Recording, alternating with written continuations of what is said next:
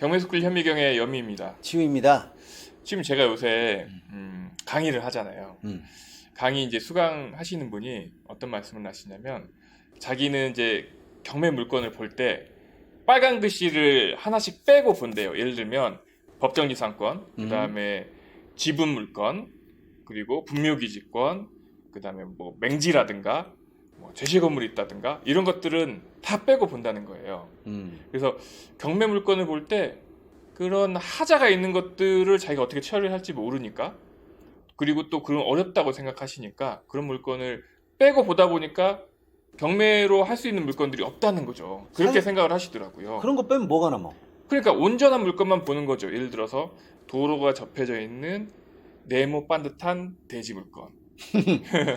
대지해야 됩니다. 전 안 됩니다. 건물 지어야 되니까. 네. 뭐 이런 식으로 그렇게 접근을 하게 되면 사실상 입찰할 수 있는 물건이 없지. 그러니까 물건이 없을 뿐더러 그런 물건이 예를 들어 100에 한두 개가 나온다고 하면 개떼처럼 달려드는 거죠. 개떼처럼 엄청 달려드는 거죠. 낙찰 받을 수가 없죠. 그런데 또 반대로 생각하면 그런 물건을 부동산 경매에 나왔으니까 라고 해서 일단 까는 사람들도 있어. 그런 사람도 있더라고요. 일단 그 물건을 한번 보자고. 멀쩡한 물건. 그런 물건이 나온 게 있었어요? 한번 보겠습니다. 이 물건인가 봐요.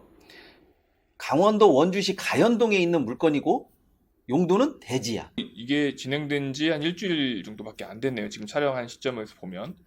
그리고 딱 건축 면적을 올릴 수 있게끔 100평 정도야. 100평이면 요즘 같은 경우에는 좋죠. 여기는 자연녹지 지역이니까 바닥 면적이 한 20평 정도는 지을 수 있겠네요. 뭐 그 정도면 뭐 훌륭하지. 근데 이제 이걸 놓게 보면 감정 금액이 8,700만 원에서 한번 떨어져서 6,100만 원이야. 근데 이런 물건이 떨어지면 그러면 우리가 조금만 더 생각을 해보면 감정 금액이 멀쩡한 물건이니까 감정 가격에 거의 근접해서 써야겠다.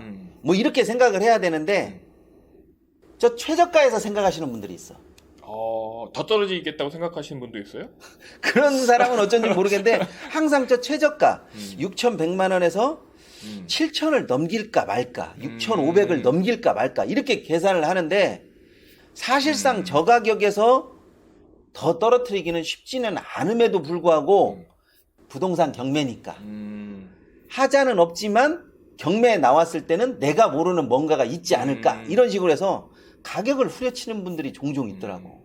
한번 물건을 조금 더 자세하게 보겠습니다.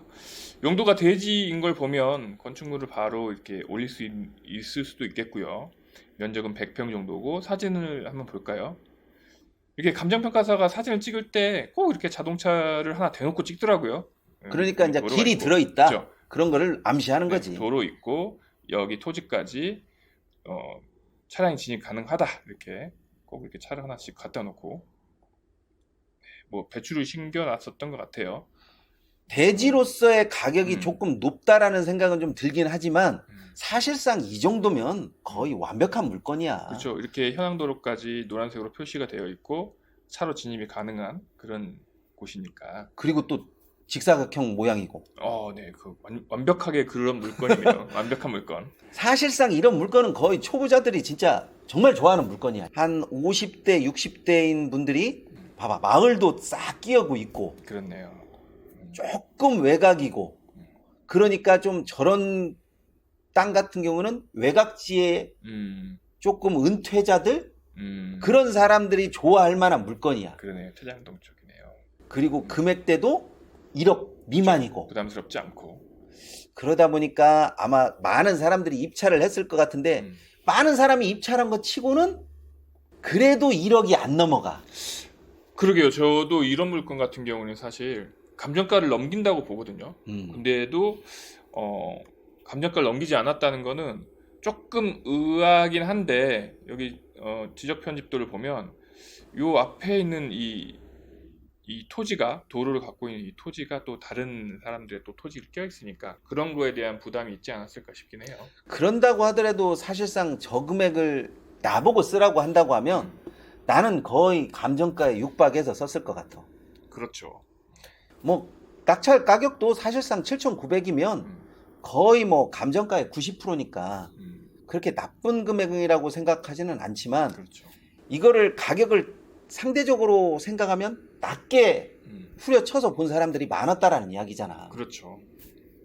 내가 만약에 썼다라면 나는 한 8,200 정도는 썼었을 것 같아.